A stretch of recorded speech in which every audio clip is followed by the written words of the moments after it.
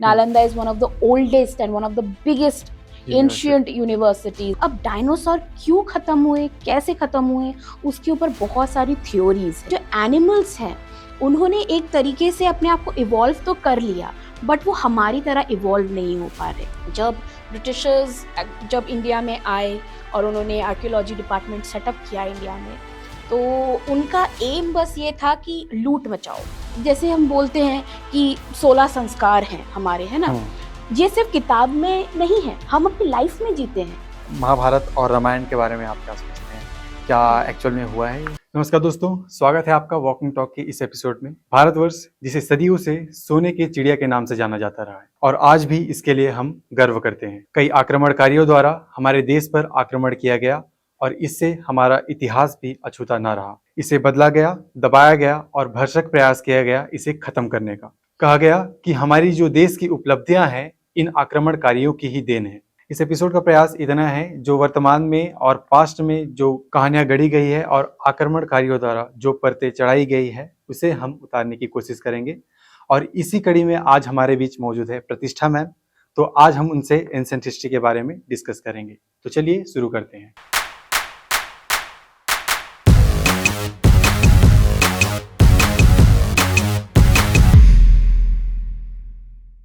नमस्कार दोस्तों, स्वागत है आपका वॉकिंग टॉक के इस एपिसोड में। और आज हमारे बीच मौजूद है प्रतिष्ठा मुखर्जी मैम, जो कि एक आर्कियोलॉजिस्ट हैं। तो सबसे पहले हम प्रतिष्ठा मैम से ही जानेंगे इनके बारे में शॉर्ट एक इंट्रोडक्शन, फिर उसके बाद हम हमारी जो चर्चा है वो हम आगे बढ़ाएंगे। तो स्वागत है मैम आपका हमारे शो में। तो मैम आप एक छोटा सा इंट्रोडक्शन देंगे ताकि हमारे जो दर्शक हैं वो आपके बारे में जान सकें। तो मेरा नाम प्रतिष्ठा मुखर्जी है and I am a PhD in archaeology and ancient history from the MS university Baroda. And most recently मैं आर्कियोलॉजिकल सर्वे ऑफ इंडिया के साथ काम कर रही थी as an young archaeologist. Okay, thank you so much ma'am. जी, इस episode में हम बात करेंगे एंशिएंट हिस्ट्री के बारे में और धीरे धीरे करके प्री हिस्टोरिक पीरियड्स को हम कवर करने वाले हैं। साथ ही साथ जो वैदिक एज है और महाजनपदास है उसके बारे में हम टॉपिक्स जो है कवर करेंगे।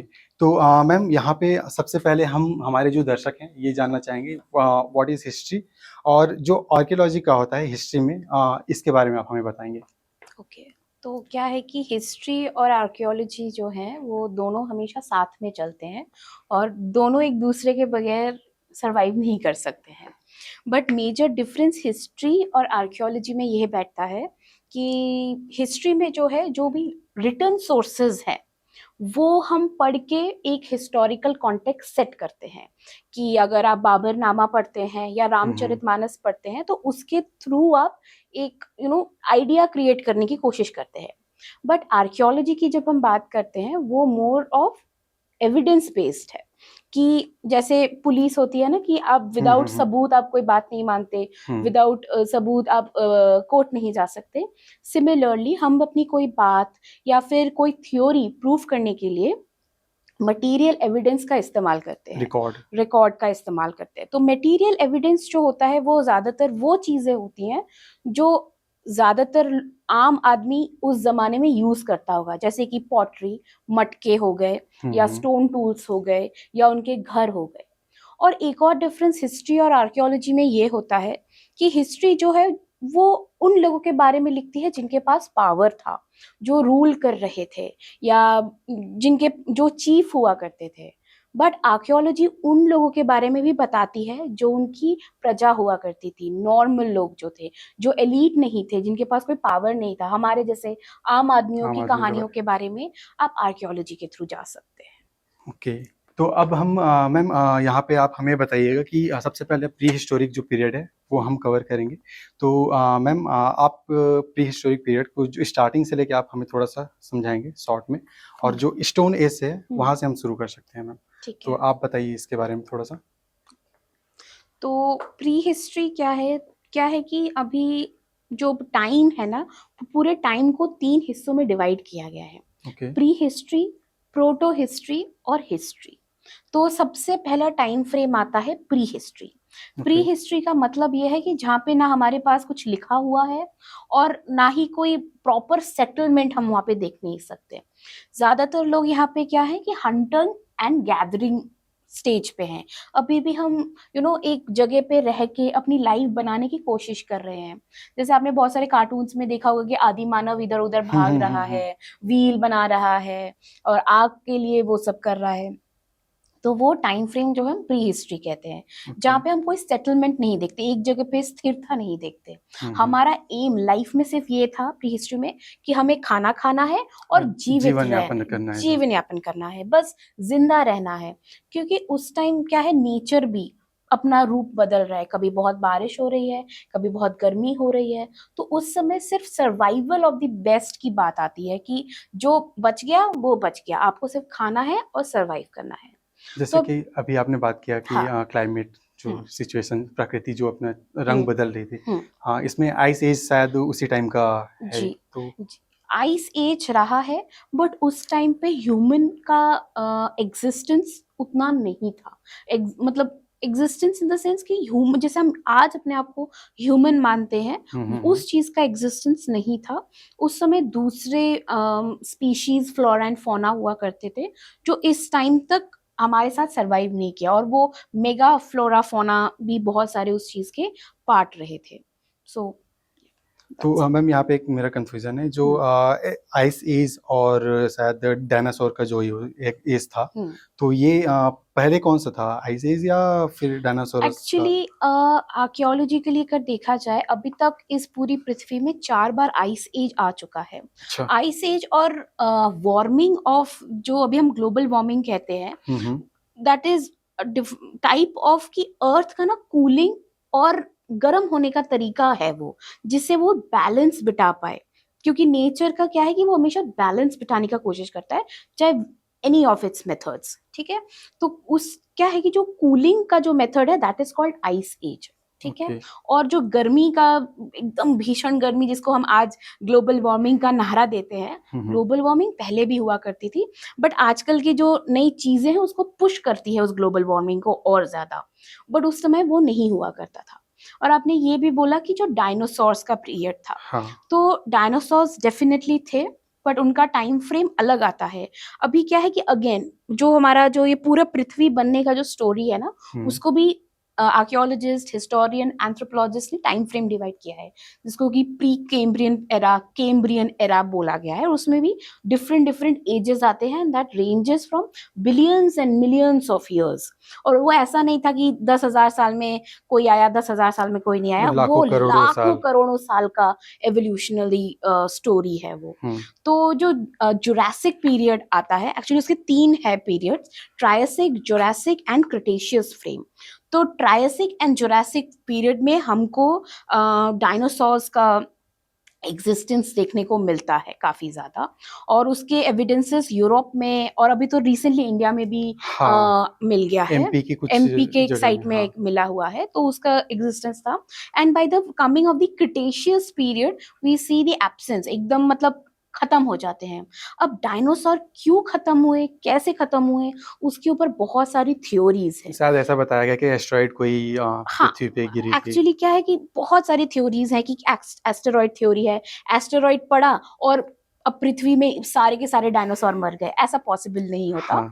और मतलब सबके थ्योरीज बहुत सारे हैं, बट प्रूवन थ्योरी अभी तक कुछ आया नहीं है। कुछ लोग ये भी कहते हैं कि ह्यूमंस अचानक से इतने बढ़ गए थे कि उन्होंने सारे डायनासोर्स को मार दिया। अच्छा, ऐसा भी है? एक थ्योरी ऐसा भी है, बट वो एक्सेप्टेबल नहीं है, क्योंकि डायनासोर्स बहुत बड़े हुआ करते थे और उनको ह्यूमंस नहीं मार सकते थे। छोटे छोटे ही हमारा साइज का डिफरेंस था, हमारे पास टूल टेक्नोलॉजी भी नहीं थी कि हम उनके ऊपर जेसीबी चला दें, ऐसा कुछ नहीं था हमारे पास। दूसरा था कि उस टाइम तक शेल्फ स्पेस जो था वो कम होने लग जाता है। शेल्फ स्पेस का मतलब है कि जो अर्थ है, आज के जो आइलैंड्स एंड कॉन्टिनेंट्स बने हुए हैं, पहले वो जुड़े हुए थे, दैट पैंजिया। जो बच्चे ज्योग्राफी पढ़ते हैं उनको पता होगा कि पैंजिया था। फिर वो टूट के अलग अलग पार्ट्स में, आइलैंड्स एंड कॉन्टिनेंट्स में तैयार होते हैं। तो ये प्रक्रिया भी उस दौरान चल रही थी। तो उसमें भी है कि अब जब अभी भी आप देखिए, थोड़ा सा भूकंप आता है तो कितनी हड़बड़ी मचती है।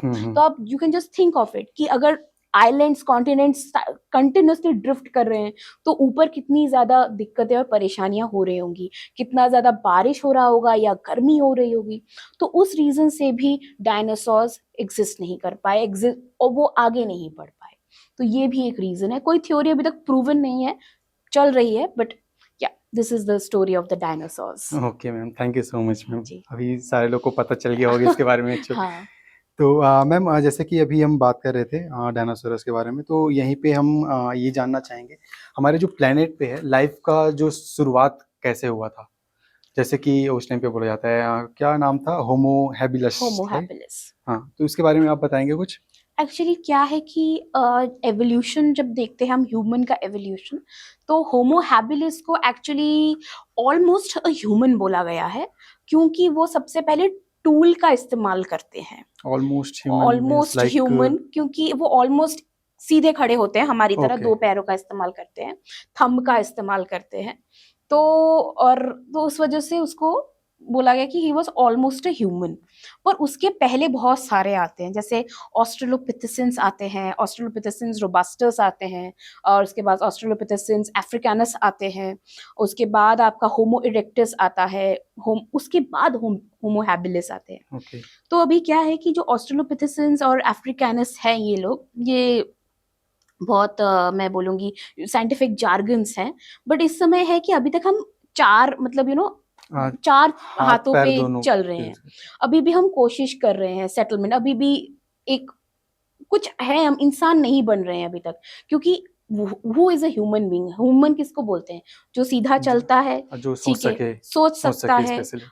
तो अभी भी वो चलते हैं, अभी भी वो टूल्स का इस्तेमाल नहीं, अभी भी वो एग्जिस्ट करने की कोशिश कर रहा है। बट जब होमो इरेक्टस, होमो हैबिलिस आता है, तो हम देखते हैं कि भाई वो सीधा खड़ा होता है।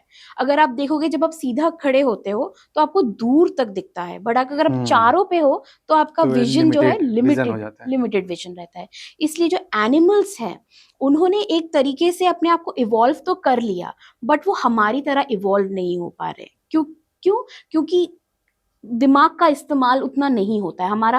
अगर आप दिमाग का कैपेसिटी देखें, it is around 1450 to 1500 cc cranial capacity है इंसान की।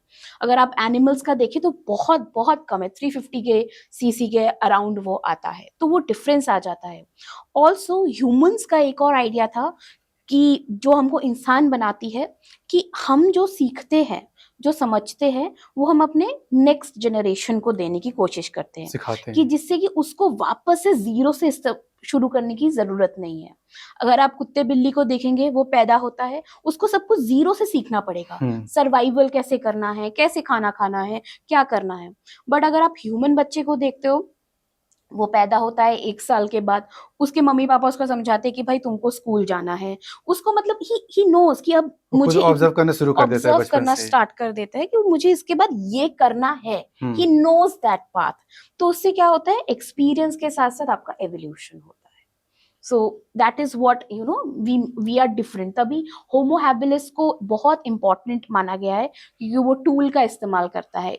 जब हम ह्यूमंस बोलते हैं तो हम टूल्स का इस्तेमाल करते हैं। आप कभी कुत्ते या बिल्ली को नहीं देखोगे कि वो खाना बना रहे हैं या कुछ कर रहे हैं, but we humans do it. क्यों? क्योंकि हमने टूल्स का इस्तेमाल करना सीखा। शुरू किया, सीखा हमने। ओके। तो मैम जैसे कि हम बात करते हैं, जैसे ही हम ह्यूमंस की बात करते हैं, तो स्पेशली एक माइंड में थॉट आती है कि इसका इवोल्यूशन पर्टिकुलर किस जगह से हुआ होगा, है ना? कि एक कॉन्सेप्ट जो बना हुआ है, कई लोग बोलते हैं कि अफ्रीका से है, और कई लोग बोलते हैं कि इंडिया से माइग्रेट हुए होकर पृथ्वी के जो अलग अलग जगहों पे जाके बसे थे। तो इस पे आपका क्या राय है, आप क्या सोचते हैं? इसमें देखिए, मेरा राय या कुछ उसमें मैटर नहीं करता, ये एक प्रूवन थ्योरी है। इसमें मेरा इनफैक्ट किसी का भी मैटर नहीं करता, क्योंकि वो प्रूफ हो चुकी है कि अफ्रीका से ही हम ह्यूमंस का एवोल्यूशन होता है।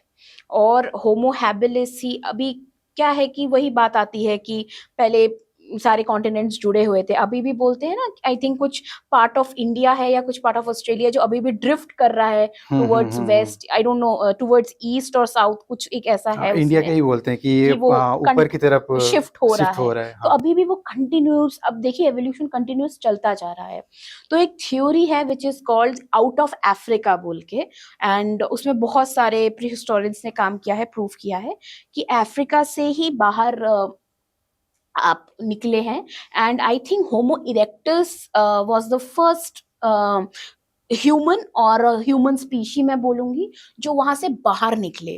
और वो Okay. यूरोप की तरफ गए और फिर यूरोप के वहां पे जाके फिर उन्होंने प्रो जनरेशन किया, फिर आगे धीरे धीरे धीरे धीरे वो हर जगह बढ़ने लगे। इनके साथ साथ एक और स्पीशीज आती है that is called the Neanderthals, और ये वो क्या है? बहुत ही mysterious kind of group of people मैं बोलूंगी, क्योंकि उनका एवोल्यूशन भी हमारे साथ ही स्टार्ट हुआ था, अच्छा। बट अपेरेंटली वो बीच में कहीं खो गए कि वो इवॉल्व हुए कि नहीं हुए, या हमसे ज्यादा इवॉल्व होके खत्म हो गए, इसका कुछ पता नहीं है। बहुत सारी थ्योरी है कि निएंडरथल्स और ह्यूमंस का इंटरमिक्स हो गया, बहुत सारे डीएनए टेस्ट, बहुत सारे स्पीशीज और जेनेटिक स्टडीज चल रही हैं इसके ऊपर अभी भी कि निएंडरथल्स कहाँ हैं, कौन थे, क्योंकि निएंडरथल्स के कुछ कुछ रिमेन्स हमको यूरोप की कुछ प्री हिस्टोरिक साइट्स में देखने को मिलते हैं, and they were far more developed than the humans what we are. Alien बोल सकते हैं उसको? नहीं एलियंस तो नहीं बोलेंगे, बट हमारे साथ ही वो इट्स लाइक एक मम्मी के दो बच्चे हुए अच्छा। और दोनों, एक बच्चा ज्यादा पढ़ लिख के स्मार्ट बन गया, एक बच्चा कुछ भी नहीं कर पाया। It is similar to that. वो बच्चा पढ़ लिख के कहाँ गया किसी को भी पता नहीं है, उसका कहीं कहीं घर मिल रहा है, कुछ मिल रहा है, अच्छा, ऐसा बट होता है। हाँ, बट ये जो बच्चा जिसने कुछ पढ़ाई वढ़ाई नहीं किया, बट उसको बहुत वो पैसा वैसा बहुत कुछ हो गया, वो सब जगह फैल गया। It's a story like this. तो अगेन वही है उस टाइम पे कि ऐसा कहा जाता है ना कि ह्यूमंस की लाइक जो मनुष्य प्रजाति है उसके बहुत सारे टाइप्स पाए जाते हैं शायद उस टाइम पे। ऐसा कुछ है? टाइप्स तो नहीं है, वो डिफरेंट डिफरेंट टाइप एवोल्यूशन के। इवोल्यूशन का पार्ट है। अभी टाइप्स में देखिए, लाइक अब अभी कहा जाता है कि सिर्फ अभी अब सिर्फ हम जैसे हमारे जैसे ही अब रह गए हैं लास्ट हाँ में हाँ, जो, क्योंकि हम ऐसा बोला इवॉल्व, जाता हम हमारे जैसे इसलिए रह गए क्योंकि हम इवॉल्व कर गए। अभी हम इवॉल्व करके कितना आगे जाते हैं that is all on us, कि या तो हम नेक्स्ट 1000 years में खत्म भी हो सकते हैं, या नेक्स्ट 1000 years में बहुत आगे जा सकते हैं, that is all on us. है। ठीक है, तो मैम यहाँ पे अब हम जानेंगे कि एक छोटा सा मैप ड्रॉ कर सकते हैं कि उस टाइम पे दुनिया कैसी रही होगी। लाइक पेड़ पौधे कैसे, मतलब एक सिंपल सा मैप आप ड्रॉ कर सकते हैं। अगर प्री हिस्टोरिक हाँ, प्री फ्रेम के, हिस्टोरिक, हाँ क्या आप उसी वहाँ पे टाइम का। ह्यूमंस को भी चाहते हैं? हाँ, ह्यूमंस।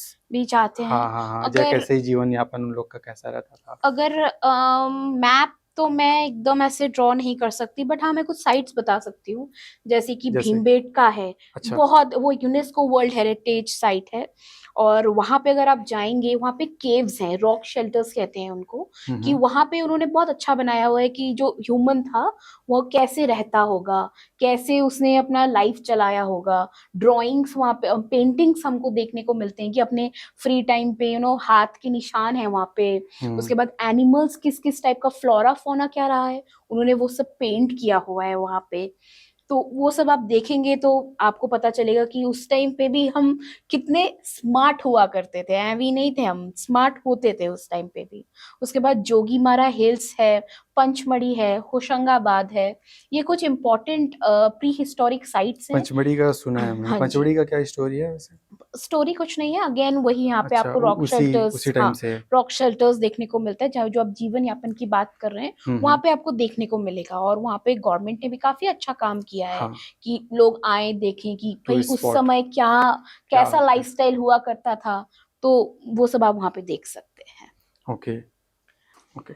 तो मैम, जैसा कि कहा जाता है कि हमारी जो रूट्स है बहुत ज़्यादा गहरी है ना, जैसे कि अब स्पेशली हम बात करेंगे इंडस वैली सिविलाइजेशन की, है ना, तो इसके बारे में हमें बताइए। और साथ साथ हम ये भी जानना चाहेंगे कि इंडस वैली सिविलाइजेशन के टाइम पे पूरी दुनिया में और अलग अलग जगह कैसे ग्रो कर रही थी, और उस टाइम पे दुनिया के अदर पार्ट्स में क्या चल रहा था। ओके, अभी क्या है कि इंडस, कहीं पे भी मैं जाती हूँ कुछ ना कुछ इंडस वैली से रिलेटेड हमेशा मेरे को सुनने को मिलता है कि इंडस वैली का बताया है। एक्चुअली क्या है कि इंडस वैली सिविलाइजेशन जो है वो वन ऑफ द अर्बनेस्ट सिविलाइजेशन। अभी जो हम बोलते हैं ना, हम बड़े अर्बन लोग हैं, परचम लहराते हैं, हम अर्बन लोग हैं भाई, हम शहर में रहते हैं।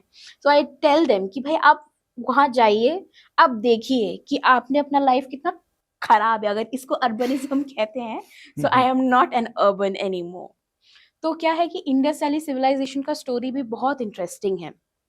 जब ब्रिटिशर्स जब इंडिया में आए और उन्होंने आर्कियोलॉजी डिपार्टमेंट सेटअप किया इंडिया में, तो उनका एम बस ये था कि लूट मचाओ, ब्रिटिशर्स का, कि जितना हो सकता है वेल्थ और वो चीज वो बाकी जगहों पे करके आए थे। इजिप्ट में अभी इंडस की जब बात होती है तो उसके और 3 पैरेलल सिविलाइजेशंस चल रहे थे, जो कि इजिप्ट, मेसोपोटामिया और एक चाइनीज है। तो ये 4 सिविलाइजेशंस ओल्ड वर्ल्ड में आती है और वर्ल्ड की सबसे ओल्डेस्ट सिविलाइजेशंस में उनको मान्यता मिली हुई है। अभी इजिप्ट और मेसोपोटामिया के बारे में तो बहुत काम है, ब्रिटिशर्स ने बहुत बात करी है उनके बारे में, बहुत रिसर्चर्स भी उसमें काम करते हैं। बट जब इंडस की बात आती है तो लाइमलाइट बहुत कम हो जाता है। तो अभी इसका स्टोरी क्या है कि तो लूट मचाने आए थे, फिर जब इंडिया से पाकिस्तान के लिए जब रूट बनाया जा रहा था, ट्रेन का रूट, हाँ। तो वहां पे जो मजदूर काम कर रहे थे उन्होंने बहुत सारी ईंटें इस्तेमाल करी थी। तो एक हमेशा होता है कि कहीं पे भी कोई कंस्ट्रक्शन होता है या कुछ होता था तो एक आर्कियोलॉजिस्ट और हिस्टोरियन का होना वहां पे होता था, क्योंकि उनको पता था कि इंडिया बहुत ज्यादा कल्चरली और हेरिटेज वाइज रिच है और कहीं ना कुछ मिलेगा ही, और आज भी ऐसा है। तो उस टाइम पे उनको जो ईंटें मिली तो वो ईंटें जो आर्कियोलॉजिस्ट थे वो लेके गए, उन्होंने बताया कि ऐसी ईंटें मिल रही हैं हमको। तो तब आर्कियोलॉजी डिपार्टमेंट आई वहां पे, उन्होंने कहा कि ये ईंटें तो कुछ डिफरेंट हैं। तो उनको पूछा गया मजदूरों को कि भाई तुमको कहाँ से मिलता है ये, तो उन्होंने बताया हम यहाँ से लेके आ रहे हैं। तो फिर वहां पे उन्होंने फर्दर खोजबीन स्टार्ट करी, तो भाई उनको बहुत बहुत कुछ मिला वहां पे। सील्स मिलना शुरुआत हुए, सीलिंग्स मिले, पॉटरी मिल रही है, उसके बाद थोड़ा बहुत आपको घर का स्ट्रक्चर मिल रहा है। तो तब लगा कि भाई यहाँ पे कुछ ना कुछ तो है। तब वहां पे काफी एक्सकवेशन, तब आपको ये राय बहादुर राखाल दास बैनर्जी को भेजा गया और ये साहनी साहब को भेजा गया। इन्होंने एक्सकवेशन करके बताया कि भाई यहाँ पे बहुत पुराना एक कुछ सिविलाइजेशन कुछ है, कुछ समझ में आना है। तो तब के जो डायरेक्टर जनरल थे सर जॉन मार्शल, वो आए, उन्होंने देखा, उन्होंने रिसर्च किया, उन्होंने अपने लंदन भेजा कि भाई ऐसा ऐसा मिल रहा है, क्या करा जाए। तो उन्होंने कहा ये तो कुछ अलग बात है। फिर उन्होंने क्या किया, उसको मेसोपोटामिया और इजिप्ट के साथ जोड़ने की कोशिश करी। बट वैसे रेफरेंसेस, इंडियन रेफरेंसेस, इंडस के रेफरेंसेस मेसोपोटामियन कॉन्टेक्स्ट में मिलते हैं, इजिप्ट में मिलते हैं। तब उनको समझ में आया कि ये जो है वो यहाँ से वहां जा रहा था, कुछ एक कनेक्शन उन लोगों में कंटिन्यूअस चल रहा था। हो सकता है ट्रेडिंग तो था डेफिनेटली। तो उन्होंने फिर उसके बेसिस पे डिसाइड किया, 1924 में सर जॉन मार्शल ने सबको अनाउंस किया कि इंडियन सब कॉन्टिनेंट में एक अलग सिविलाइजेशन है जिसको कि इंडस वैली सिविलाइजेशन बोला जाता है। और since Harappa was the first sight, सबसे पहले मिला था, इसको इसलिए हड़प्पन सिविलाइजेशन भी बोला जाता है। बट आफ्टर पार्टीशन हम जो टर्म है इंडस वैली का इस्तेमाल नहीं करते, हम सिंधु सरस्वती सिविलाइजेशन का नाम इस्तेमाल करने लगे। तो ये स्टोरी है कि इंडस वैली कैसे आया, और ये बहुत सारे बच्चों को शायद पता भी होगा, बट स्टिल इसको एक रिफ्रेशर देना हमेशा जरूरी रहता है कि हम अपने रूट्स को कभी भूले ना। तो मैम यहीं पे आपने सरस्वती रिवर का जी इसमें जिक्र किया नाम के साथ, इंडस सरस्वती जी सिविलाइजेशन। तो सरस्वती नदी के बारे में स्टोरी बताएंगे कि अभी क्या किस रीजन से अभी पूरे कम्प्लीटली बोल सकते हैं कि ऑलमोस्ट गायब ही हो चुकी है, तो इसके पीछे क्या रीजन रहा होगा? एक्चुअली सरस्वती रिवर जो है, रिवर्स कभी वो डेड नहीं होते, कभी खत्म नहीं होते, वो जनरली अपना कोर्स शिफ्ट करते हैं, यहाँ से वहाँ वो शिफ्ट करते हैं, और उसके ऊपर बहुत सारे लोगों ने काम भी किया है। तो सरस्वती, इंडस और सरस्वती दोनों साथ में बह रही थी, और वो टोटली खोई नहीं है, आज के कॉन्टेक्स्ट में भी वो खोई नहीं है।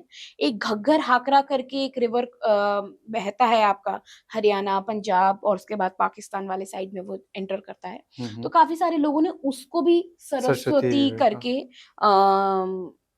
आइडेंटिफाई। ऋग्वेद में भी घग्गर करके ही मेंशन है ऋग्वेद शायद। में घग्गर का नाम नहीं आता है, आपके पंजाब के 5 रिवर्स का नाम आता है, गंगा का नाम आता है, और सरस्वती का नाम, और दृष्टावती का दृष्टावती का शायद से नाम आता है, सरस्वती और गंगा का नाम। और ये पांचों जो ऊपर के रिवर्स है इंडस के ट्रिब्यूटरीज हैं, झेलम, ब्यास वाले सब जो है, चिनाब, रावी, तो ब्यास, ये सब इनके साथ इनका रेफरेंस आता है, और सरस्वती को काफी बार रेफर किया गया है। तो मैं ये बोलूंगी सरस्वती टोटली खोई नहीं है, वो अभी तक एग्जिस्ट कर रही है, बट उसके काफी सारे ड्राई वाटर बेड्स हमको देखने को मिलता है। अगर आप एरियल फोटोग्राफर्स देखें, फोटोग्राफी देखें, गूगल में देखेंगे तो आप उसका कोर्स पूरा आपको सैटेलाइट व्यू देखने से। को सैटेलाइट इमेजेस में देखने को मिलता है। वो खोया नहीं है, वो एग्जिस्टेंट है, बट बहुत सारे लोग ये भी कहते हैं कि उस रिवर ने अपना सिर्फ कोर्स चेंज किया है, कि वो शिफ्ट, क्योंकि रिवर कंटिन्यूस इधर उधर शिफ्ट होता रहता है, तो काफी सारे लोग बोलते हैं कि वो आगे जाके शिफ्ट होके यमुना के साथ मिल गई है। कुछ लोग ऐसा भी कहते हैं, मैं ऐसा नहीं मानती हूँ।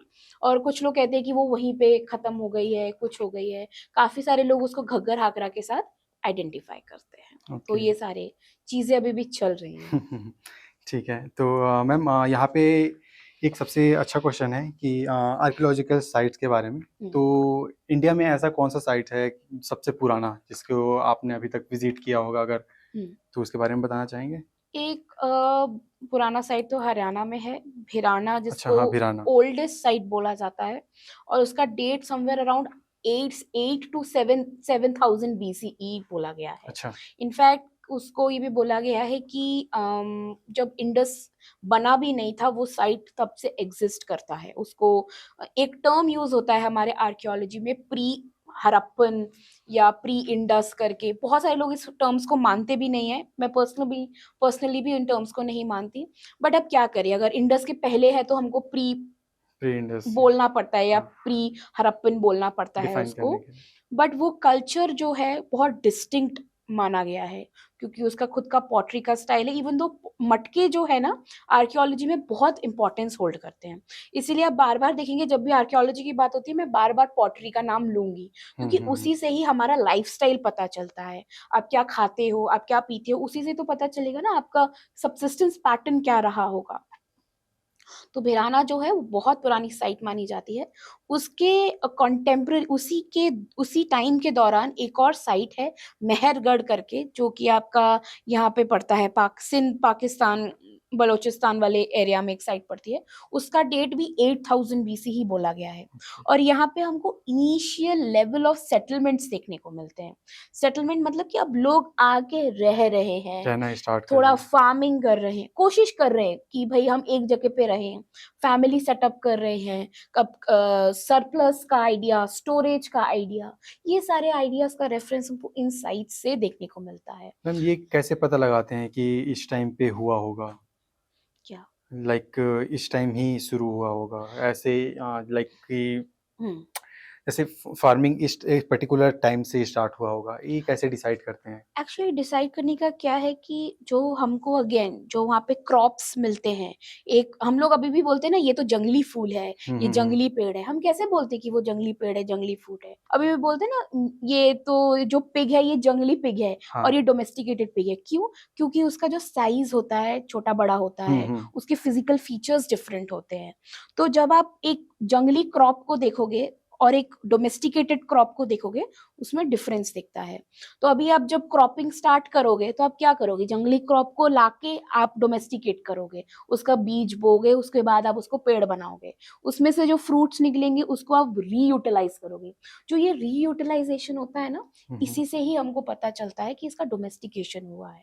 और आर्कियोलॉजी में सबसे सुंदर बात यह है कि हमको इसका रिमेन्स देखने को मिलते हैं, कि जंगली अभी पूरा पूरा ग्रेन तो सरवाइव नहीं करता, बट ग्रेन का जो मार्क्स होता है वो सरवाइव करता है। ओके। तो उसके बेसिस पे हम आइडेंटिफाई करते हैं कि ये जंगली था या यहाँ से डोमेस्टिकेशन हुआ।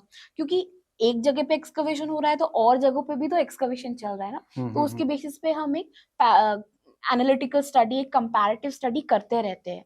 कि अभी जैसे बोला गया था कि रिसेंटली कि चावल जो है, राइस जो है, उसका डोमेस्टिकेशन 1500-1100 BC के अराउंड हुआ होगा।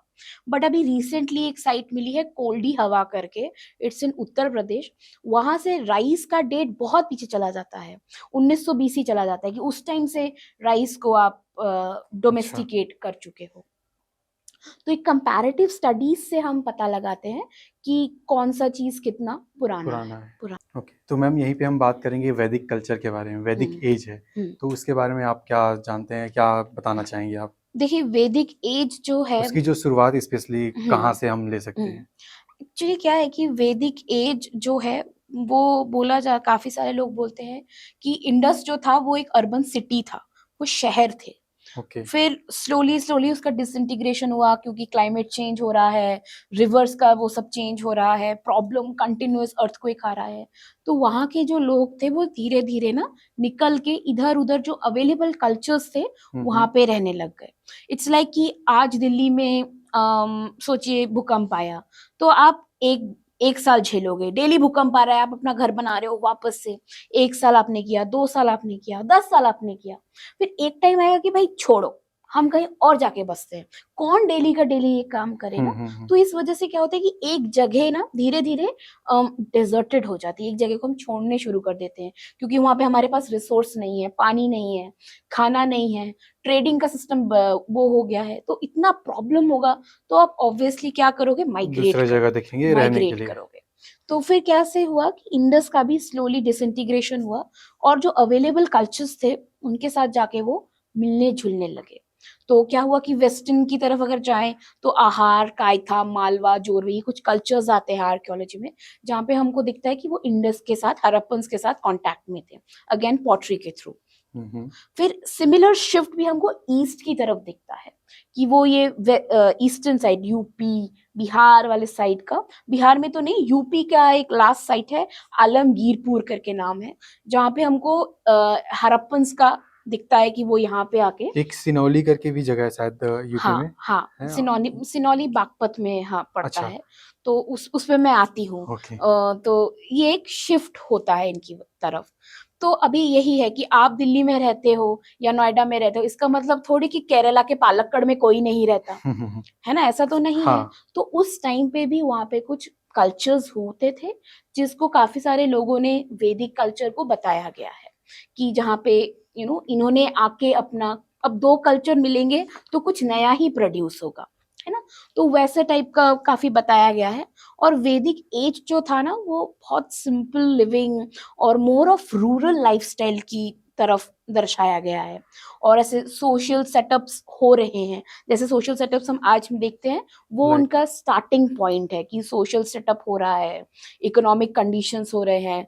हम चीफ का अपने एक ग्रुप है, 10 लोगों का ग्रुप है, तो उसमें हम एक इंसान को बोल दें कि भाई तुम चीफ बन जाओ और हम तुमको इलेक्ट कर रहे हैं, तुम इस चीज को आगे राजा के सामने या आगे बड़े चीफ के सामने, ग्राम के जो चीफ है उनके सामने जाके मुखिया टाइप का। तो ये जो कॉन्सेप्ट है वो अभी भी बहुत मतलब रूरल स्टेज में है।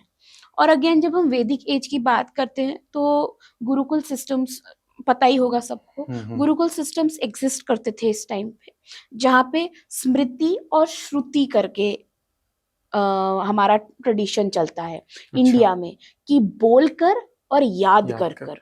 तो हम जो है लिखे नहीं है, हमने सब कुछ याद किया है। अगर आपको मैं अभी बोलूं आप गायत्री मंत्र सुनाओ तो आप मुझे 1 मिनट में गायत्री मंत्र सुना दोगे, वो आपको कैसे याद है? क्योंकि आपने लिख लिख के प्रैक्टिस किया है, या आपको किसी ने बोला कि भाई इसको तू लिख लिख भाई लिख इसको तू याद कर। नहीं, कैसे? आपके पेरेंट्स ने आपको सिखाया होगा। उनको किसने सिखाया? उनके पेरेंट्स से। तो वही है कि आपने बोल बोल कर, सुबह उठ के स्कूल में जाके हम हर दिन बोलते थे ओम भूर्भुवः स्वः करके पूरा बोलते थे विदाउट एनी मिस प्रोनाउंसिएशन, हम पूरा बोल देते हैं। कैसे बोल देते हैं? क्योंकि हम उस चीज को बार बार रिपीट करते हैं और वो हमारे दिमाग में सेट है। तो गुरुकुल सिस्टम ऐसे ही चलाया जाता था। इसीलिए इंडिया में बोलते हैं कि अरे लोग तो बड़े लेजी थे, उन्होंने कुछ लिखा ही नहीं। बट आप ये देखिए ना, जो चीज 5000 साल पहले हमको याद करवाई गई थी वो हम आज भी बोल रहे हैं, उस चीज को आज भी हम याद रखे हैं। गुरु परंपरा जो है वो आज भी हमने याद रखा है, हम भूले नहीं है। तो that is the beauty of Indian culture. तभी इंडिया को a land of cultural continuity बोला जाता है कि जो 5000 साल पहले जो हमने ग्लास, बॉटल प्लेट या डिश ऑन स्टैंड या जो भी हम करते थे आज भी हम कर रहे हैं। आज भी आप बोल्स में, अंग्रेज बोलते हैं ना हमने बोल्स बनाए हैं या हमने जार्स बनाए हैं, हमने 5,000 साल पहले करके छोड़ के भूल गए, हम उसको बस अभी उसका बहुत डिग्रेडेड फॉर्म यूज करते हैं। तो अब see that how continuity is there. तो वैदिक एज में यही है कि हम सब कुछ याद करके बोल बोल कर उस चीज को आगे बढ़ाते हैं। बस यही है वैदिक एज के बारे और में। वैदिक एज में मैम एक यूनिवर्सिटी के बारे में स्पेशली मैं बात करना चाहूँगा। ये कौन से एज में आता है, ये आप हमें बताइएगा। नालंदा यूनिवर्सिटी के बारे में हम जानना चाहेंगे, उसके बारे में आप बताइएगा। अभी नालंदा यूनिवर्सिटी जो है वो गुप्ता एम्पायर जब आया अच्छा। अराउंड 4th-5th सेंचुरी सीई में, ओके। तो उस समय एक राजा हुआ करते थे, वो ऑलमोस्ट लास्ट राजा थे, कुमार गुप्त करके, ओके। और उन्होंने नालंदा यूनिवर्सिटी की स्थापना करी थी। और उन्होंने, इवन दो उनके जो पेरेंट्स थे वो बुद्धिज्म को फॉलो करते थे, तो वो भी समवॉट बुद्धिज्म को, ऐसा नहीं था कि भाई मैं ऐसा हूं तो वो नहीं होगा, सब बहुत अंडरस्टैंडिंग थे, सबको सपोर्ट करते थे। तो उन्होंने फिर नालंदा यूनिवर्सिटी की स्थापना करी और वहाँ पे काफी सारे बुद्धिस्ट, अभी आपको पता ही होगा कि Nalanda is one of the oldest and one of the biggest ancient universities of the Indian सब कॉन्टिनेंट। तो उस समय वहां पे स्थापना हुई, कुमार गुप्त के एज में उन्होंने करवा के दिया। ओके, तो ये स्टोरी भी आपको पता ही होगा कि कैसे खत्म हुआ। हाँ, उनको ऑब्वियसली ऐसे लाइक बोला जाता कि है कि नालंदा यूनिवर्सिटी जो, अगर कल्चर की उसकी बात करें तो सबसे वर्ल्ड की सबसे रिच कल्चर जो वहाँ पे फॉलो कराई जाती थी। और ऐसा भी बोला जाता है कि वहाँ पे रिटर्न वेद भी शायद रखे हुए थे जो कि जला दिया गया था। तो ये आप बताएंगे हमें। अभी देखिए, अभी ये बोला तो यही जाता है कि बख्तियार खिलजी आए, उन्होंने पूरे नालंदा में आग लगा दी, और नालंदा में से भी बोला जाता है कि लाइब्रेरीज हुआ करती थी, बहुत रिच लाइब्रेरीज हुआ करती थी, जिसमें बहुत सारी किताबें थी, सारी दुनिया से आके लोग यहाँ पे वहां पे पढ़ाई पढ़ते करते थे। मतलब जैसे अगर आप नॉर्थ वेस्टर्न में देखेंगे तो तक्षशिला बहुत एंशियंट है। अगेन इधर तक्षशिला से तो आपके ये चाणक्य पढ़ के निकलते हैं, पढ़ाते हैं वहां पे। और इधर आपका नालंदा, तो नालंदा में बहुत सारी बुक्स थी जो कि बख्तियार खिलजी ने जला दिया था। अगेन वही है कि अगर जब हम ये देखते हैं ना कि वो आके उसने जला दिया, सब तोड़ फोड़ दिया, इसको हम इन्वेजन कहते हैं। कि क्यों क्यों क्यों आया वो, क्योंकि उसको अपना पावर दिखाना था, उसको अपनी शुरुआत करनी थी कि भाई मेरा कल्चर जो है वो बहुत अच्छा है, वो सही है। तो उसको अभी कुछ शुरुआत करने के लिए पूरा चीज उसने खत्म कर दिया, और ये दिखाने के लिए अगेन कि भाई ये तो बेकार है, ये तो कुछ नहीं है, मैं ज्यादा पावरफुल। तो वही आता है कि तो बहुत सारी रिटर्न धरोहर हमारी खो गई। अब क्या रिटर्न धरोहर में क्या क्या खोया है उसका तो हमको नहीं मिल सकता, क्योंकि जब साइट में जाओगे तो आपको सिर्फ एशेज मिलेगा, तो वहां पे तो अब कुछ एशेज से नहीं पता लगा सकते कि उसमें क्या रिटर्न था हमारे पास।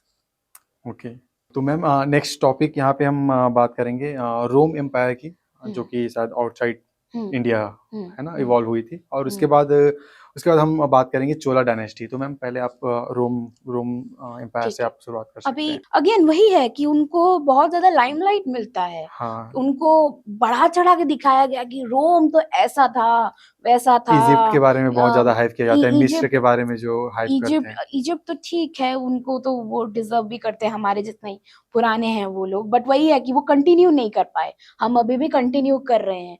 तो इंडिया की खूबसूरती ये है कि हम कभी खत्म नहीं होंगे।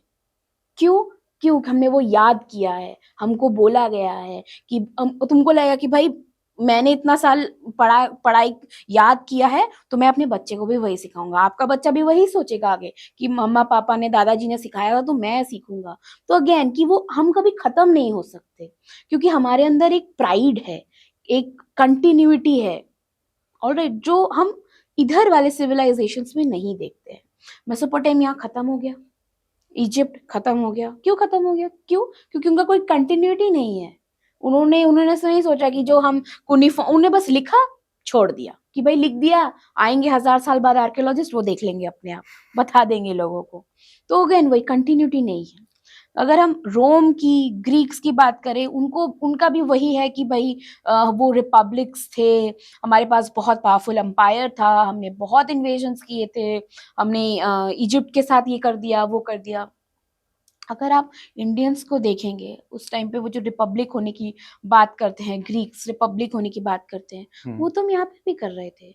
उन्होंने तो 300-400 बीसी के अराउंड शुरू किया, हम तो 600 बीसी से कर रहे थे। जो महाजनपद हम कहते हैं, हाँ। जो सिटी स्टेट्स हुआ करते थे, महाजनपद मतलब उनके पास खुद का पावर है। जो हम आजकल के जमाने में रिपब्लिक, लेजिस्लेटिव, जुडिशरी सिस्टम की बात करते हैं ये उसी टाइम मॉडर्न से इवॉल्व हो चुकी थी। मॉडर्न कॉन्टेक्स्ट में, वो कॉन्टेक्स्ट हमारे पास कब से है?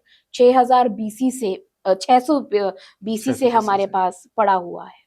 तो वही है, उनको बहुत ज्यादा लाइमलाइट, बहुत ज्यादा ग्लोरीफाई किया गया है। अगर उतना ही ग्लोरिफिकेशन हमारे इंडियन इस टाइम फ्रेम को मिले तो और ज्यादा अच्छा होगा। वैसे रोमन्स एंड ग्रीक के बारे में सबको बहुत सारे फोक टेल्स हैं, स्टोरीज हैं जो लोगों को पता ही होगा, तो मैं उसमें डिग इन नहीं करना चाहूंगी। मैं चाहूंगी कि लोग इंडियन, कि उस टाइम पे इंडियंस क्या कर रहे थे एज इंडियन, वो पढ़ें कि उस समय महाजनपद थे और कितने सारे डायनेस्टीज, हारण्यक डायनेस्टी, नंदा डायनेस्टी। जब इस टाइम फ्रेम की बात होती तो लोगों को पता है अच्छा चंद्रगुप्त मौर्य था, अशोका आया, बस खत्म हो गया। अरे भाई, उसमें कितने सारे लोग थे, कितना सारा डायनेस्टी था, क्या क्या हुआ, मतलब वो सब लोगों को मुझे लगता है उस कि टाइम पे सोने का सोच, चिड़िया कहा जाता था, सोने की चोला चिड़िया। डायनेस्टी जिसके बारे में हाँ, स्पेसिफिक। उसके बाद अगर हम इस टाइम फ्रेम के बाद में देखें, चोलाज हैं। चोलाज अभी क्या है कि चोलाज का कांटेक्ट आपका इंडोनेशिया, ये साउथ ईस्ट एशिया फिलीपींस में तक था था। शायद, है ना? साउथ ईस्ट एशिया में आपका जावा, इंडोनेशिया, मलेशिया, ये सारे, कंबोडिया, अगर आप अंकोर वाट देखेंगे तो वहां पे वो कैसे गया अभी। और बृहदेश्वरा टेम्पल, चोलास इतने इतने पावरफुल किंग्स थे, इतने पावरफुल किंग्स थे। अगर आप सोचोगे कि इंडोनेशिया, जावा तक वो कैसे गए होंगे, सी फेयरर्स थे ना वो। अभी आप उसकी जो सोचो, नेवी होगी बहुत स्ट्रांग रही होगी। एब्सोल्युटली। और अगर आप सोचो कल्चर को, वो हमारे इस देश से बाहर लेके गया है वो, जिसको हम रिलीजन कहते हैं, वो वहां गया है, उसको कितना रिस्पेक्ट करते हैं। अभी आप सोचिए कि आप गूगल मैप के बगैर यहाँ से वहां नहीं जा सकते, आपको चाहिए कि भाई हमको गूगल मैप चाहिए। आप सोचिए उस जमाने में वो विदाउट गूगल मैप से वो travelling from India to South East Asia, तो कितने बड़े सी फेरर्स रहे होंगे। नेविगेशन के कितना अक्कल रहा होगा उनको। हमको है अक्कल नेविगेशन का? हम यहाँ से अभी अगर आपको बोलूं कि मैं, आप मुझे कोलकाता से अंडमान लेके जाइए या गुजरात से आप लक्षद्वीप की तरफ लेके जाइए, आप नहीं लेके जा सकते, आपको नेविगेशन का पता ही नहीं है। तो उस समय सोचिए, not only the Kings, the people who were working, उनको कितना ज्ञान रहा होगा नेविगेशन का। अभी नेविगेशन तो ऐसा तो नहीं कि ऐसे ऐसे चला के हम साउथ ईस्ट एशिया चले गए, उसके लिए बड़ा शिप चाहिए। तो बड़ा शिप बनाने के लिए आपको ट्रिग्नोमेट्री आना चाहिए, मैथ्स आना चाहिए, बिल्डिंग आना चाहिए, तारों की गणना करते थे एग्जैक्टली, तारों की गणना करनी आनी चाहिए। तो अब सोचिए साइंटिफिकली हम कितने रिच थे।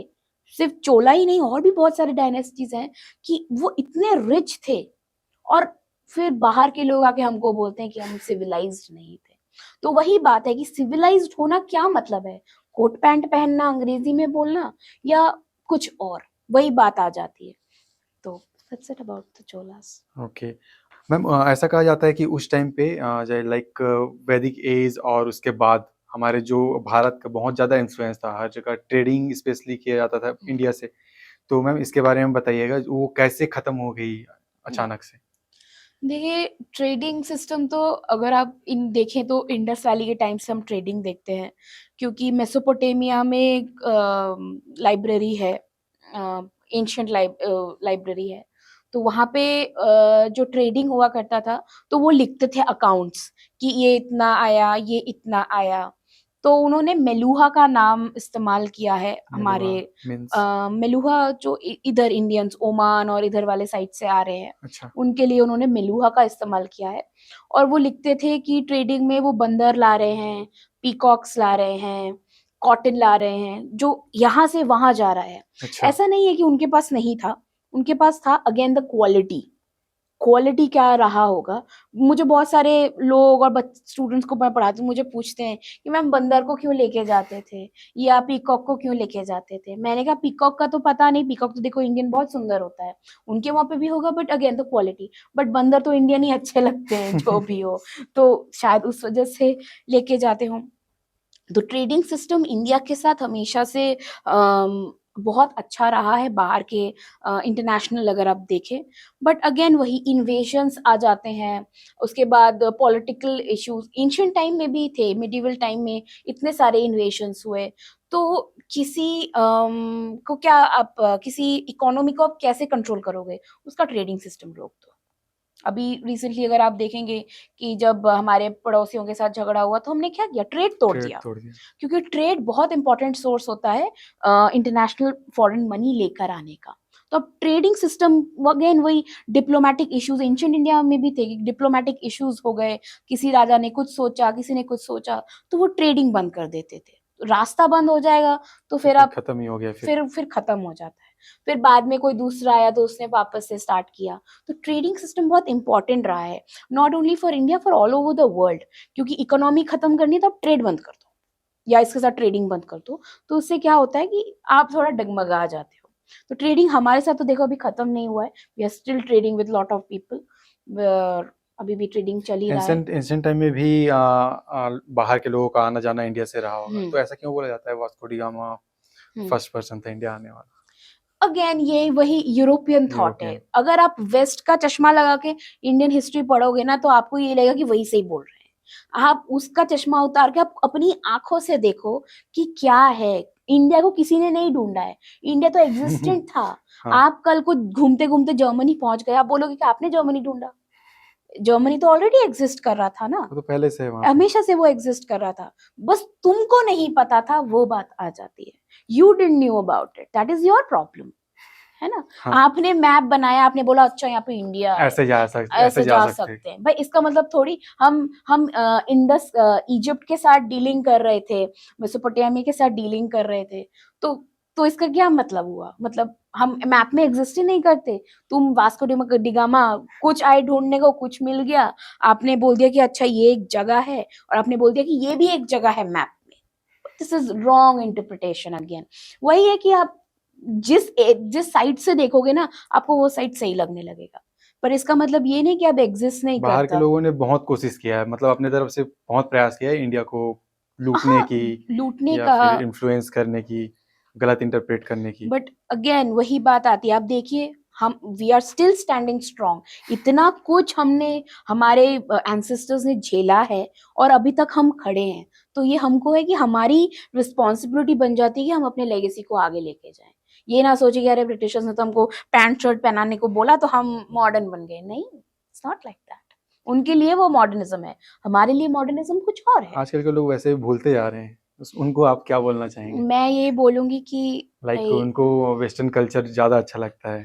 देखिए ऐसा नहीं है कि वेस्टर्न कल्चर एकदम खराब है, बर्बाद है, उनका भी कल्चर अच्छा है, बट मुझे लगता है कि ट्रू सेंस में मॉडर्निज्म वो है कि आप बाहरी चीजें कर रहे हो करो, पर इंट्रिंसिकली अपनी चीजों में रूटेड रहो। You should be grounded, you should be rooted with your reality, and you should not have this inferiority complex कि भाई हम इंडिया से हैं। नहीं, आप ऐसे बोलिए हम इंडिया से हैं, लैंड ऑफ कल्चरल कॉन्टिन्यूटी। जो हमने शुरुआत करी थी इतने हजार साल पहले, अभी भी हम वही कर रहे हैं। और अगर आप हिस्ट्री मैप देखेंगे, हम नहीं खत्म हुए हैं। कोई बाहर से आया, इन्वेड कर दिया, सब कर दिया, अब कहाँ है? मुगल्स कहाँ है? कोई नहीं रहा। कोई नहीं रहा। हमने उनको भी डाइजेस्ट कर दिया, खत्म कर दिया, हम अभी भी खड़े हैं। बताओ। तो यही बात है कि आप जो करना है आप करिए, बट आप अपने रूटेडनेस में रहिए, अपने रूट्स को समझिए कि आप कहाँ से हो, और उसमें प्राइड लीजिए रादर देन कि नहीं, आप उसमें प्राइड लीजिए। This is my say to the people. Okay, thank you so much. So ma'am, अभी हम यहाँ पे बात करेंगे गुप्ता एम्पायर और जो है मौर्यन एम्पायर के बारे में। तो इसके बारे में आप हमें बताइएगा, और साथ में अगर अशोका के बारे में अगर आप कुछ बता पाते हैं तो वो उसके बारे में बताइएगा। कैसे जो उन्होंने बौद्ध धर्म का प्रचार प्रसार जो उन्होंने आगे बढ़ाया, तो क्या जो हम सुनते हैं वो सही है या फिर गलत, क्या है? मैं पहले ये जानना चाहूंगी आप क्या सुनते हैं? लाइक कि सम्राट अशोका का बोला जाता है कि मैं कुछ टाइम पहले एक यूट्यूब में वीडियो ही देख रहा था, तो हो सकता है गलत हो, बट ऐसा भी बोला जाता है कि सम्राट अशोक बहुत सारे लोगों को मारकर उस तख्ती पर बैठा था, तो ऐसा भी बोला जाता है। और बहुत सारे लोग बोलते हैं कि उन्होंने चक्रवर्ती सम्राट के रूप में देखते हैं। तो इसके बारे में मिसकॉन्सेप्शन जो बना हुआ है वो थोड़ा सा क्लियर करिएगा। ठीक है, तो जब बात मौर्यन डायनेस्टी की आती है तो उसमें चाणक्य का नाम तो डेफिनेटली हाँ। आएगा। और चाणक्य ने चंद्रगुप्त को लाया, और काफी सारी मेहनतों के बाद उन्होंने चंद्रगुप्त को लाया। तो मैं चंद्रगुप्त के बारे में इतना बट मैं बोलना चाहूंगी क्योंकि वो इतने इम्पोर्टेंट किंग हैं। तो वो इंडिया के फर्स्ट एम्परर हैं, वो किंग नहीं है। क्योंकि एम्परर जो होता है ना, उसका जो जोग्राफिकल टेरिटरी होता है वो बहुत बड़ा होता है। किंग क्या होता है कि जैसे आप हो तो आप इस कमरे के राजा हो, बट अगर आप मैं अगर एम्परर हुई तो मैं इस पूरी बिल्डिंग की राजा हूँ। सो that is the difference between a king and emperor. तो वो इंडिया के फर्स्ट एम्परर हैं। एम्परर इसलिए क्योंकि उन्होंने अपने पावर्स में, अपने एडमिनिस्ट्रेटिव और मिलिट्री पावर्स में, with the help of Chanakya, उन्होंने ऑल ओवर इंडिया को यूनिफाई किया फर्स्ट टाइम पे। जो कि आपका पाकिस्तान, बलूचिस्तान, अफगानिस्तान, आपका पूरा पार्ट उन्होंने अपने अंडर पे लिया। अब सोचिए इतना बड़ा एरिया उन्होंने अपने अंडर लिया, कोई उनके बारे में जानता ही नहीं। सब उनको पता है कि वो किसी लोअर कास्ट से बिलोंग करते थे। हाँ। और वो धनानंद को हराना चाहते थे, फिर वो एकदम से चंद्रगुप्त मौर्य बन गए। ऐसा नहीं है, उन्होंने भी बहुत कष्ट किया है और उनको प्रॉपर लाइमलाइट मिलना चाहिए क्योंकि वो फर्स्ट एम्परर थे। और उसके बाद सारे किंग आते हैं हमारे पास, राजा, ये महाराजा धीराज, ये सब, बट वो एम्परर है। उनके बारे में और थोड़ा सा कुछ बता पाएंगे? अभी उनके बारे में बहुत ही कम हमको रेफरेंस मिलता है रिटर्न में। और आपका बस अगर आप मेगास्थनीज इंडिका पढ़ें कभी, वो एक ग्रीक विजिटर, फॉरेन ट्रैवलर थे जिन्होंने इंडिया के बारे में लिखा था। तो उन्होंने ही लिखा है कि जो मौर्यन घर थे, पैलेसेस हुआ करते थे, वो कितने बड़े थे। एडमिनिस्ट्रेशन के बारे में उन्होंने बताया है, मिलिट्री के बारे में बताया है। उसके बाद चंद्रगुप्त के क्या संबंध थे ग्रीक्स के साथ। बहुत कम लोगों को पता होगा कि चंद्रगुप्त की जो फर्स्ट वाइफ है वो हेलेना है। वो सिल्यूकस निकेटर जो थे वो एक ग्रीक किंग थे। अगेन मैरिटल अलायंस के थ्रू उन्होंने एक पॉलिटिकल आइडिया खेला कि भाई मैं तुम्हारे यहाँ पे इन्वेजन नहीं कर रहा, तुम ये लैंड मुझे दे दो और मैं तुम्हारी बेटी से शादी कर लूंगा, सिंपल। और तुम्हें क्या चाहिए? उसको 100 हाथी चाहिए थे, 100 घोड़े चाहिए थे, वो लेके चला गया। मतलब इतने सिंपली उसने डील क्लोज करी। So you can just make out कि चंद्रगुप्त के पास कितना पावर था कि भाई उसने मतलब कितनी छोटी सी चीज के लिए इतना बड़ा उसने लैंड अपना कॉन्कर किया, कॉन्केस्ट किया। साथ तो उनके साथ चाणक्य भी था। चाणक्य थे उनके में, he is called the king maker. तो उन्होंने ट्रूली एक बहुत अच्छा किंग तैयार किया था। उसके बाद जब वो आई थिंक बहुत अराउंड 40s 50s में थे तो उन्होंने जैनिज्म को अपनाया था और वो श्रावण बेलगोला चले गए थे अपने लास्ट लाइफ में। मतलब उन्होंने फास्टिंग अंटिल डेथ किया था। तो उनके बारे में इतना सा ही लिमिटेड है क्योंकि पूरा लाइफ उन्होंने वो कॉन्केस्ट करने में ही लगा दिया। उसके बाद उनके बेटे आते हैं बिंदुसार। बिंदुसार का भी इतना कुछ वो ही है कि जो उनके पिताजी ने किया था उसको थोड़ा सा उन्होंने बढ़ाया था। उसके अलावा उनका ज्यादा कुछ हमको देखने को नहीं मिलता है। उनके बेटे आते हैं अशोक कल के। तो अशोक मौर्य अगेन बहुत ही चक्रवर्ती राजा थे।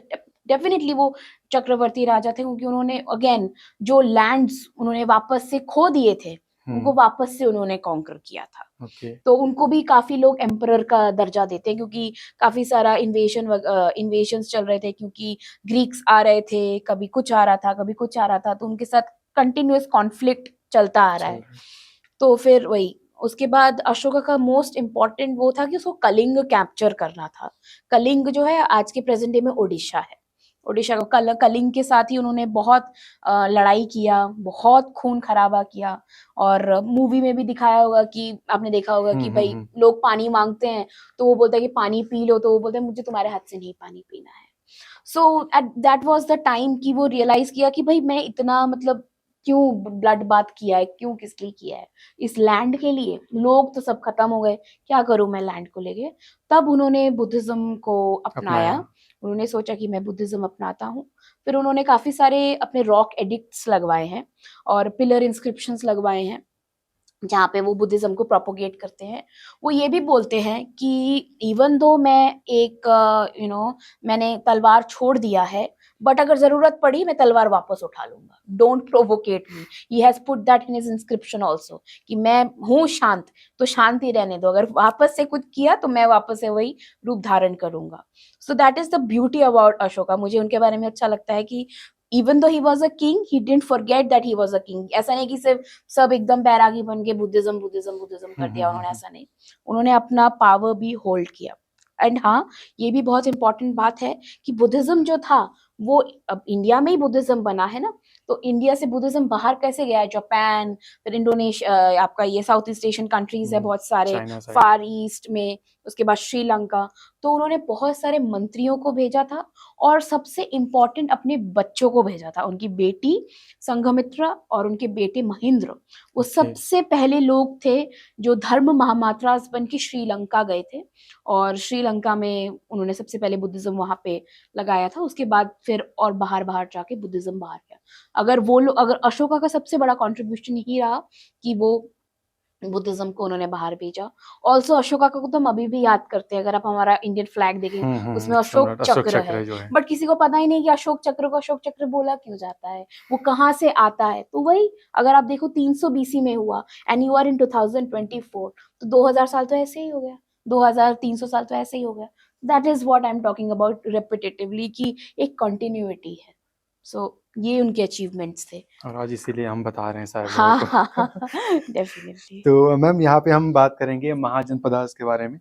तो इसके बारे में बताइए, जो उस टाइम पे क्या हुआ करता था, जैसे 16 महाजनपदास उस टाइम पे हुआ करते थे, तो इसके बारे में हमें बताइएगा। अभी महाजनपद जो है वो ये मौर्यन पीरियड के पहले आते हैं हमेशा, हाँ।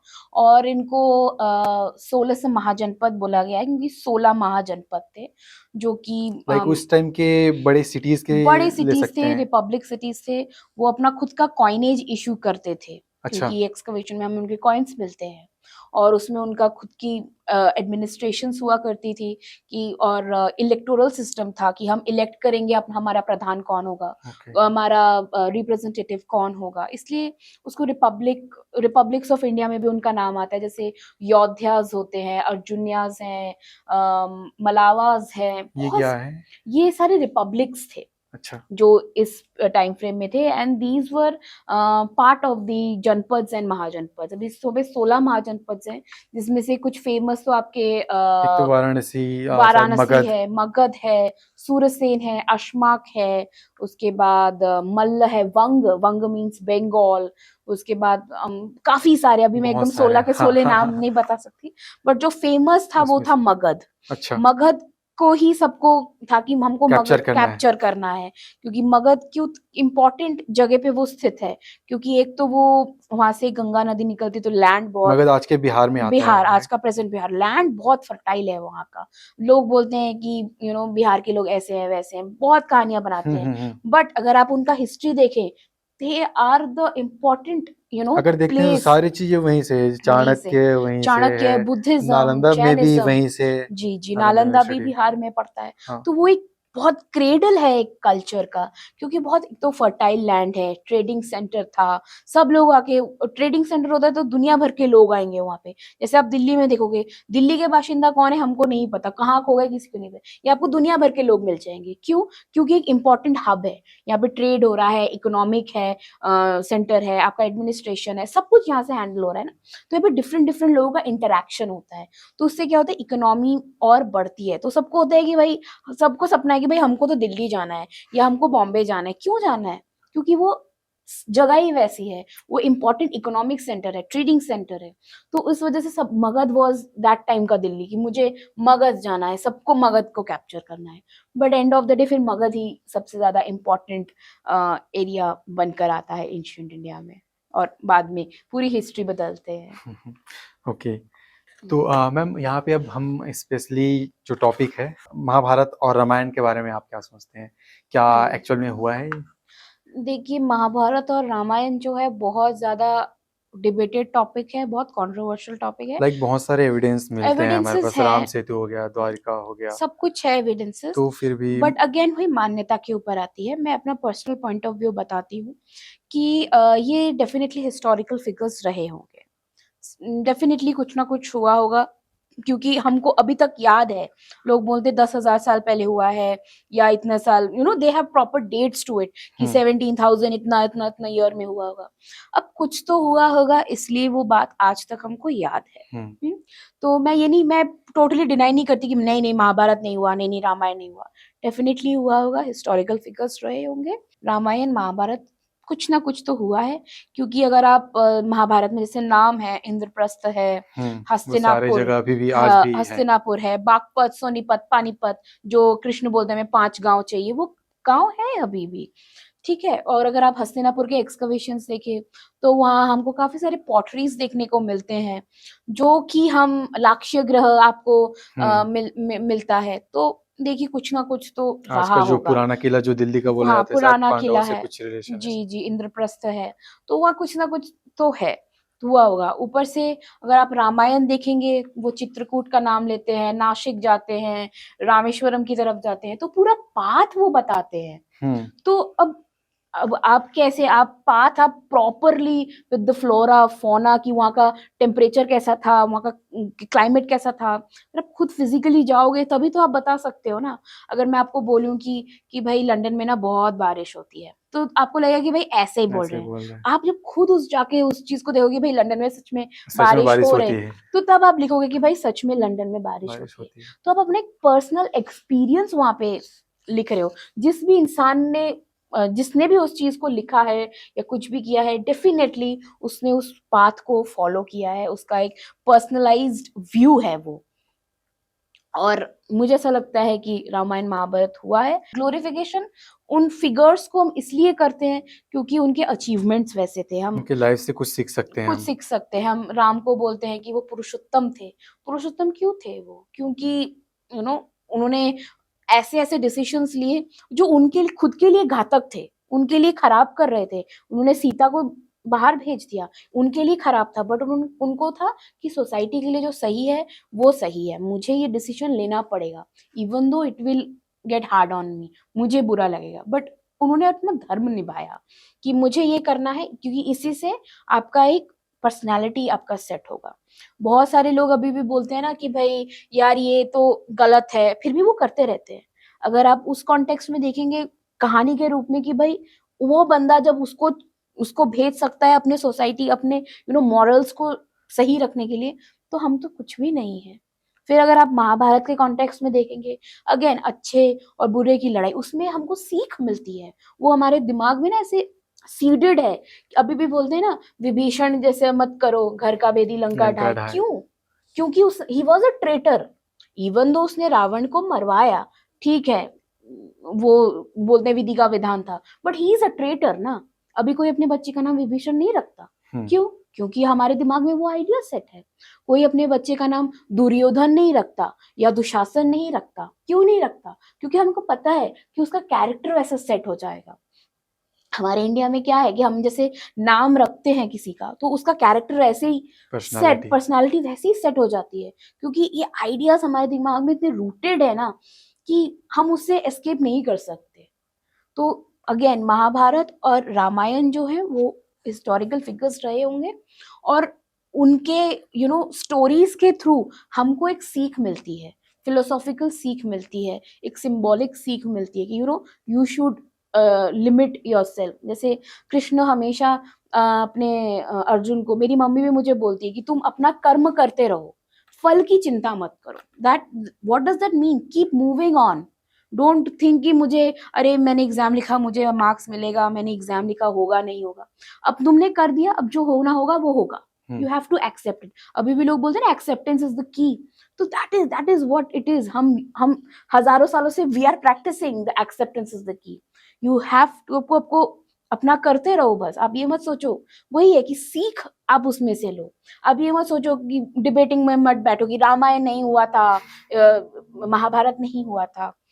हुआ होगा, नहीं हुआ होगा, जो भी हुआ होगा, बट उसमें से जो सीख मिलती है, जरूरत है उससे, आप उसको लेकर चलिए। That is my personal point of view. मैं वही बार बार बोलूंगी कि भाई ये जो है वो सही नहीं है, मैं जो बोलूँ वो एकदम नहीं आपको मानना। आप खुद पढ़िए, आप खुद आइडेंटिफाई कीजिए। तो मैम यहाँ पे एक क्वेश्चन है मेरा, पर्सनली क्वेश्चन है कि बहुत सारे इंडिया में ऐसे जगह हैं जिसके बारे में एक्चुअल में एक्सकवेशन जो है वहाँ पे करानी चाहिए, लेकिन आई थिंक बहुत कम ही जगह हुआ होगा ये जो एक्सकवेशन जो काम होता है। तो ऐसा क्यों है? क्यों इसके बारे में ज़्यादातर लोगों को पता नहीं होता, या फिर ये काम जिस तरीके से बाकी कामों को लेके जैसे गवर्नमेंट सपोर्ट करती है, स्पेशली उस पे फोकस करते हैं, या इस काम में कितना गवर्नमेंट की तरफ से सपोर्ट मिलता है? देखिए अभी हमारे इंडिया में एक ही प्राइम एजेंसी है जो आर्कियोलॉजी को प्रोत्साहित करती है, लाइसेंसिंग देती है, that is the archaeological survey of India. ये सर। अभी क्या है कि बात जब आती है कि 99% साइट्स एक्सकवेट नहीं होते हैं। एक्सकवेट इसलिए नहीं होते हैं क्योंकि एक्सकवेशन जो होता है वो बहुत ही एक टीडियस टास्क होता है और उसमें बहुत ज़्यादा फिजिकल लेबर होता है। और वो ऐसा नहीं होता है कि 10 दिन हमने खुदाई करी चले गए या एक ही जगह पे खुदाई करी चले गए। It's a long process, it's like 6-7 महीने का वो प्रोसेस होता है कि आप पहले जाते हो, आप सर्वे करते हो, क्या इस साइट को हम एक्सकवेट कर सकते हैं कि नहीं, पोटेंशियल है कि नहीं। उसके बाद आप ट्रेंच लगाते हो, सोचते हो, और वहाँ पे कुछ इंपॉर्टेंट मिलता है तो फिर आप फर्दर ट्रेंचेस लगाते हो। ट्रेंचेस मतलब गड्ढे लगाने की कोशिश करते हो, डिग करते हो वहाँ पे। तो वो एक बहुत लंबा प्रोसेस और एक बहुत बहुत मेहनती प्रोसेस होता है।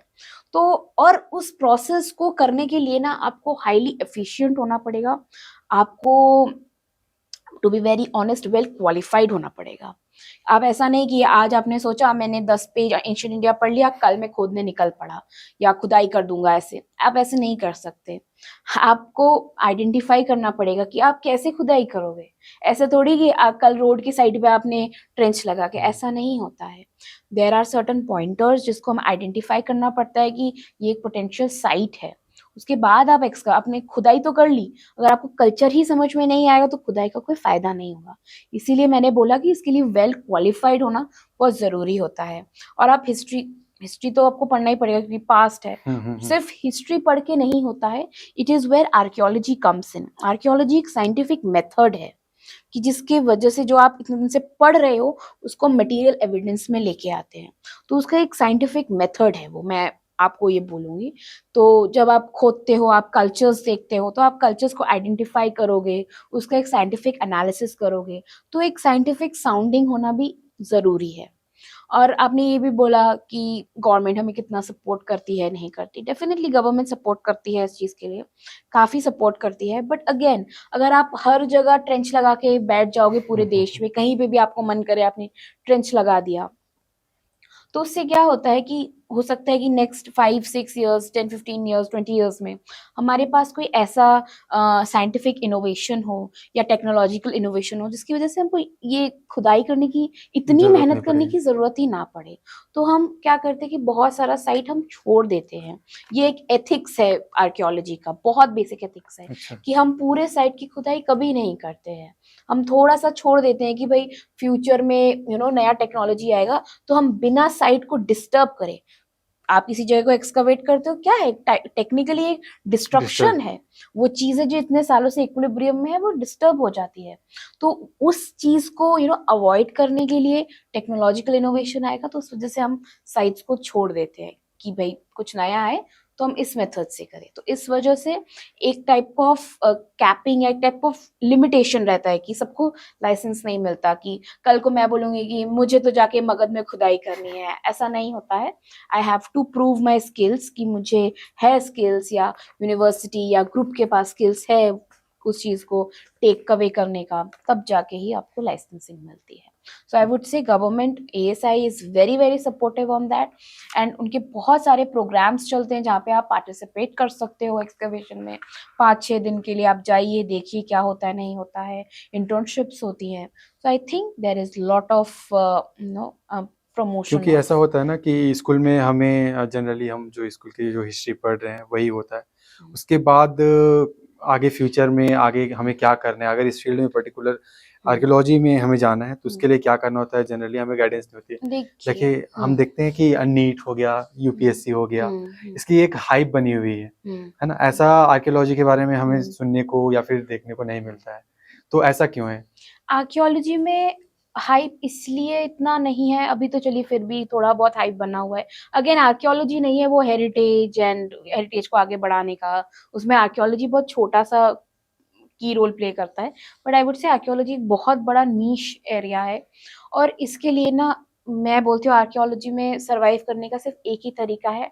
आपको चाहिए lots and lots of patience and lots of learning. आपको, आप ऐसे नहीं बोल सकते कि आज I am the best archaeologist, क्योंकि आपको कुछ नहीं पता कल आपको क्या मिल जाए। और पेशेंस इसलिए क्योंकि हिस्ट्री को तो आप स्टोरी की तरह पढ़ के जा सकते हो, बट आर्कियोलॉजी में जब हम काम करते हैं ना, तो मैंने बहुत सारे बच्चों को देखा है कि यार कुछ नहीं मिल रहा है, छोड़ो, मुझे नहीं काम करना, छोड़ो, खुदाई में अब मन नहीं कर रहा है। क्यों? आप पेशेंस लूज कर देते हो। तो उस वजह से आपको पेशेंट रहना पड़ेगा, क्योंकि ये जो कल्चर्स है वो इतने साल से सरवाइव करेंगे। ऐसे थोड़ी वो निकल के आके बोल देगा कि भाई मैं इंडस का हूँ, आप मुझे पकड़ लो। You have to be patient. आप 5,000 साल पुरानी चीज को या 10,000 पुरानी चीज को खोद के निकालने वाले को तो आपको पेशेंस चाहिए, and it's a long journey I would से। अभी मैं अभी भी बोलूंगी कि I am in the learning process, और अभी भी मैं सीख ही रही हूँ। मैं ऐसा नहीं बोल सकती कि भाई मुझे आर्कियोलॉजी में सब आ गया, क्योंकि मुझे नहीं पता कल क्या मैं नया डिस्कवर हर दिन करूँ नया या है। नया कुछ देख लूँ। तो मैं कुछ भी नहीं बोल सकती, that I am in the learning process. और मैं भी कभी कभी पेशेंस इनिशियली लूज कर देती थी, but ma'am I had good mentors जिन्होंने मुझे बोला कि that you have to be patient, otherwise you will lose it. आपके पास जो सामान आने वाला है इट्स फ्रैजाइल, वो इतना पुराना है, उसको बच्चे से भी ज्यादा आपको उसको उतने प्यार से पैम्पर करके रखना है, क्योंकि 19 से 20 एंड यू लूज इट।